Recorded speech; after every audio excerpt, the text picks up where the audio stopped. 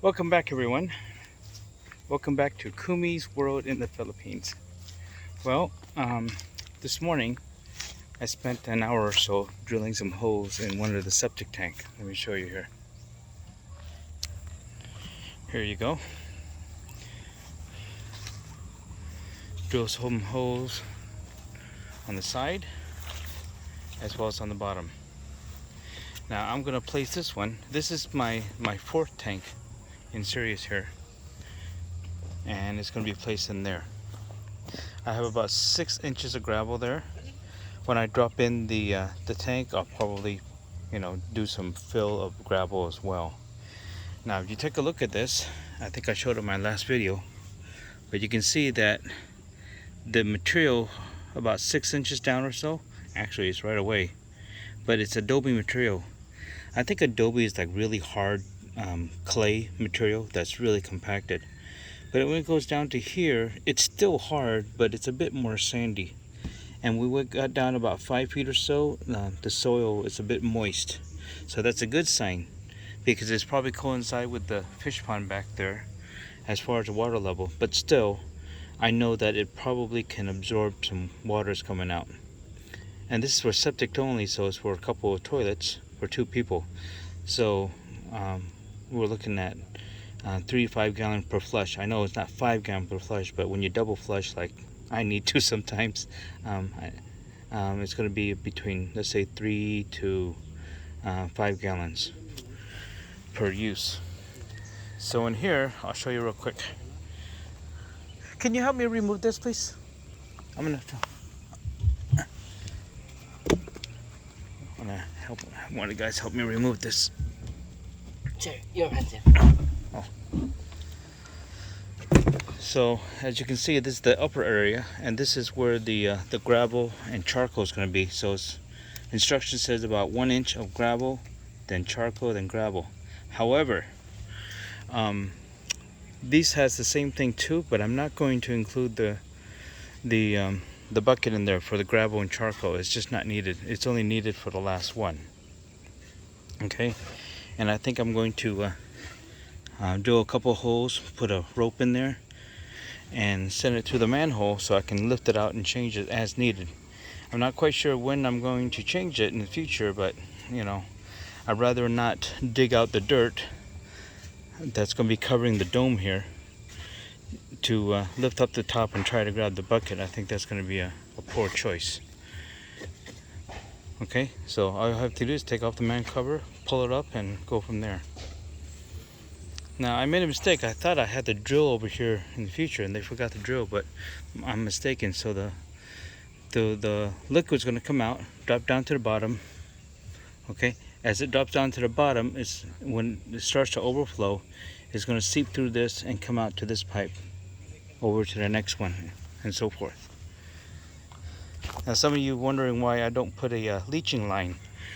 Well, I could go out to there and, like I said before, make it like a tree branch or antenna branch. But the thing is, we get a lot of rain here, and the ground is totally saturated, and I think that's going to be futile.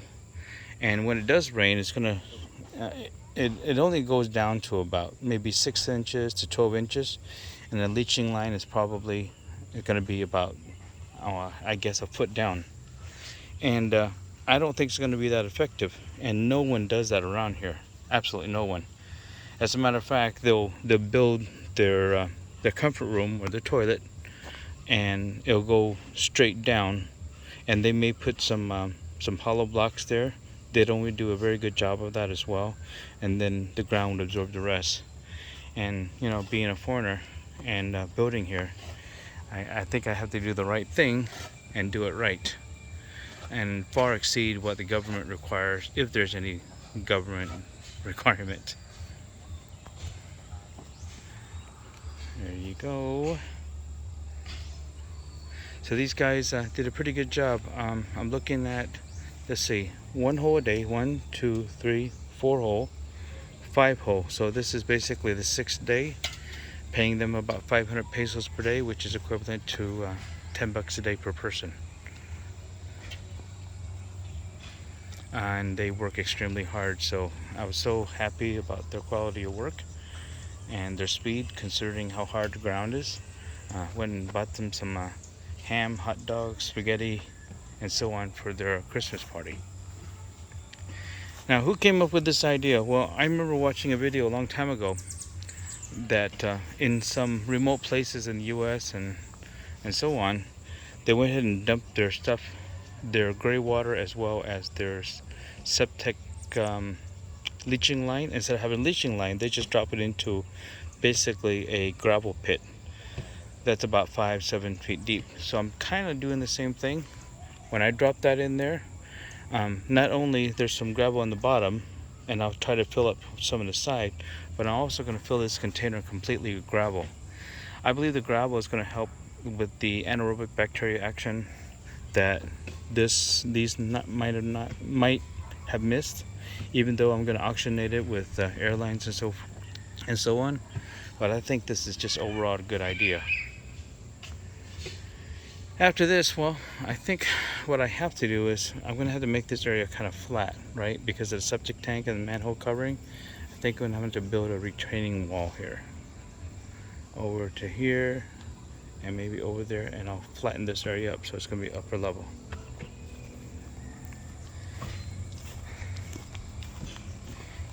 I'll show you guys what these guys go through.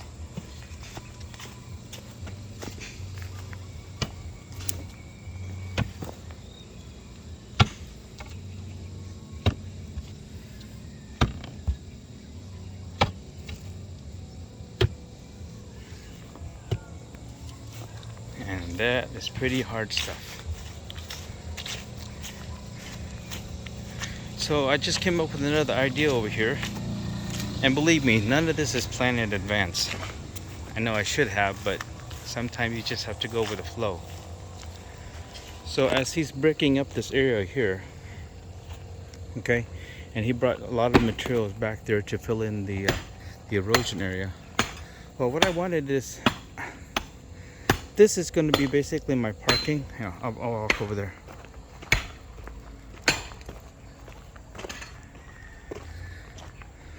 Of course, there's a driveway there. I'm not sure if I'm going to pave it or not.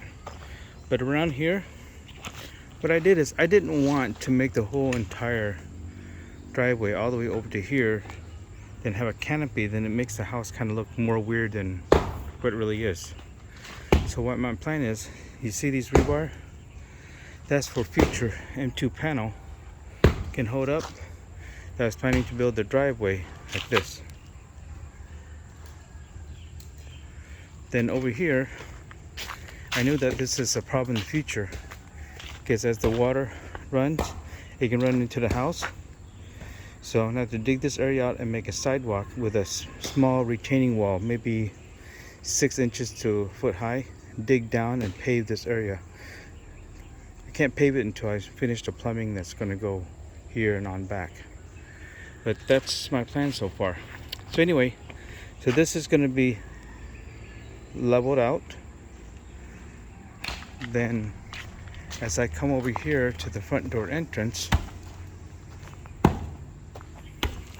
then I'm looking at maybe 1 or 2 steps down, flatten this area out. Then over here, 1 or 2 steps down, then flatten this whole area out. Maybe go out to about here or so. So any rainwater, it will just eventually go down there and towards the fish pond. There's going to be continued erosion around there, but I'll work on that later on. Over here, we got down to where the original dirt was. Apparently all the cement, all the leaking from the cement mixer, we went down to the clay. Now I wanted to do that because in the future, if I want to dig into the ground and plant something, I don't have to dig too deep, because I got rid of all the, you could say, contaminated topsoil with sand. I'm sorry, contaminated topsoil with cement and so forth. So there's some more area over here. I'm not sure how far I want to do it, but then again, it's going to be cement over here, but this seems to be a possible nice additional patio area. So we'll see. Everything is kind of kind of plan it as you go.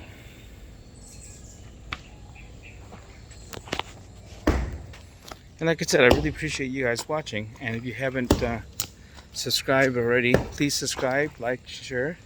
And the way that we're constructing here, I want to do something different. Different as far as the durability, something that looks different compared to the norm. I really don't like the typical architecture over here. It's very square. It's very flat in some areas. I mean, it does look nice, but I think the way they do it, it kind of like marks a stamp in time. Oh, during 2010 to 2030, they built it this way, and about another 40, 50 years from now, then you see something totally different. But this is, this is very contemporary, I think. Okay, and I think this style for me. I think it's gonna maintain any kind of architectural changes in the future. Okay, and at the same time, if you guys heard on the news already, the typhoon that went through the Philippines down south, it was incredibly destructive. I'm talking about trees going down, mango trees, 20, 30, 40-year-old mango tree going down, coconut trees going down, and so forth. And everyone's constructing the typical construction over here, which is, you look hollow blocks going up, then you have the pitch roof, made out of wood, and I think the sheet metal going down. Anyway, all that is just blown off, So most people go there. I mean, most people down there. I mean, because they can't afford it, they can't build it, as solid. But when the typhoon like that going through at 120 some miles per hour, it completely wipes out their whole entire life. And the only thing they can count on is their own lives that was spared. So that's the most important, obviously. But some people still died, probably because of the way they constructed their house. So I think when a natural disaster comes, whether it's typhoon or earthquake, I think I will be just fine, as long as I stay in the house. When we got back a couple weeks ago, was it 3 weeks ago? I can't remember anymore. We had a person come out, window company located in Pampanga. Now, most people recommend the aluminum windows. Well, I hate the feel of the aluminum. I hate the cheapness of it. It just doesn't feel solid like I was used to. So we decided to go with PVC, and not only PVC, but we decided to do double pane window at 6mm or about 1/4 inch of glass. 2 of them. There's no argon gas inside. We don't need it, but the science supposedly is that once the sound kind of hits the outside glass, they got a space in between of air. It stops the vibration a little bit. Then you have another 1/4 inch of glass. So insulative wise, as well as soundproofing. The PVC material they used on it, when I felt it, I mean, it was like really hard. Okay, you can club somebody to death with it. And I think it's quite durable. I think it's just as durable as the aluminum, if not more. And it'd be kind of tough to break into it, if you ask me. They asked me if I wanted to buy like a reflective tint to it, and I said no, because I believe in tinting my own windows. And when you tint your own windows, it kind of prevents it from shattering. I mean, it's pretty hard. I mean, once you hit it, it basically spider webs a bit. But you have to work at it and take it out. So I don't think I'll have a chance. I don't think that if somebody ever breaks in, they're gonna do a quick smash, get in and get out. They're gonna have to really work at it. At this time, I don't plan to put bars on the windows. I see it everywhere, but I'm trying to avoid it and trying to basically later on when the house is finished, I'll light it up. I'll put alarm system on it. Wi-Fi notification, the whole works, and kind of hope everything's okay from there. But putting bars on the windows is going to make the house look like a true jailhouse, at least a Western jailhouse.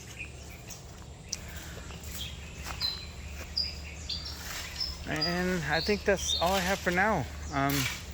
So we're just gonna progress on digging out things that we need to do and kind of go from there.